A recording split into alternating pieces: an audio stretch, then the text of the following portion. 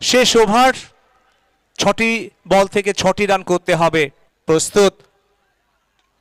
এবার অফ স্ট্যাম্পের উপরে লো ফুল টস, তৎপর ছিলেন ফিল্ডার শট কভারে। প্রথম বলে কিন্তু ডট, কোনো রান আসেনি। রানের সংখ্যায় কোনো রান কিন্তু যুক্ত হলো না, একটি বল কিন্তু কমলো।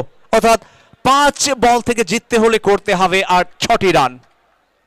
সারা মাঠ গগনভেদী চিৎকারে মেতে উঠেছে, উদ্বেগ উৎকণ্ঠা উদ্বেলিত হচ্ছে। পাখিরা ফিরে যাচ্ছে তাদের আপন বাসায় ডানা মেলে।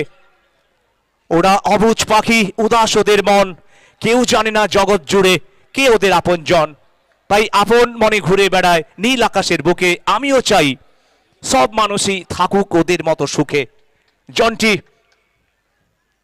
ফুল টস, এবার কিন্তু নিচে স্বাগত, আউট আউট আউট, হাইটেক হিরো উইকেট। এই মুহূর্তে কিন্তু উইকেটের পতন হলো।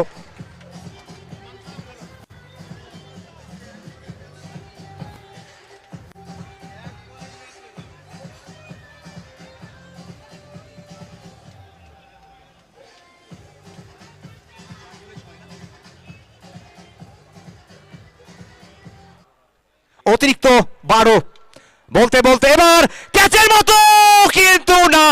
যদিও প্রয়াসটা ছিল কিন্তু দুর্দান্ত, হ্যাঁ এফোর্টটা ছিল কিন্তু ধোনির অসাধারণ। একটু আগে যিনি দুর্দর্শ ক্যাচ নিয়েছিলেন, এই ক্যাচটি হলে কিন্তু এই টুর্নামেন্টের সেরা ক্যাচ হতো। প্রয়াসকে সাধুবাদ জানাচ্ছে আজকে প্রায় 65,000-এর বেশি দর্শক। ধোনিকে সাবাস ধোনি, তোমার এই প্রয়াসের জন্য তোমাকে স্যালুট জানাই। আর এদিকে 163 8 উইকেটের বিনিময় 3টি বলের খেলা বাকি, জিততে হলে করতে হবে 4। এদিকে দর্শকরা যারা শীত বস্ত্র পরে দাঁড়িয়েছিলেন বসেছিলেন, তারা শীত বস্ত্র গা থেকে খুলে ফেলেছেন। যেভাবে এই ম্যাচের উত্তাপ বাড়ছে আর প্রতি মুহূর্তে কিন্তু এই ম্যাচের নাটক কিন্তু বাড়ছে। যাই হোক, অজিত আগারকার তিনি কি পারবেন অন্তত জয়ে ফিরতে? তবে বলবে কিন্তু সময়। 163 দমদম অ্যাপেসের রান, 3 বল থেকে করতে হবে 4টি রান।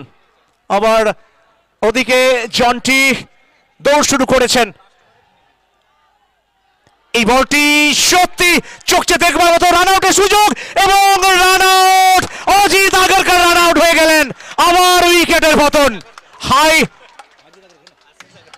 আশিস, হ্যাঁ আশিস কিন্তু আউট হয়ে গেলেন। হ্যালো হ্যালো হ্যালো, 2টি বলের খেলা মন্দির, 4টি রানের দরকার আরো, কারণ শেষ 2টি বল থেকে করতে হবে 4টি রান। শ্যাঙ্কি এবার ক্যাচের মতো, আউট আউট আউট।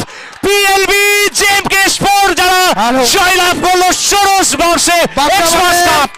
টেনিস ক্রিকেটের ইতিহাসে আজকে প্রথম, এই 16 বছর টুর্নামেন্টে প্রথম ইতিহাস। পিএলবি তারা সমস্ত রেকর্ডকে বিপদ, এত মানুষ আজকে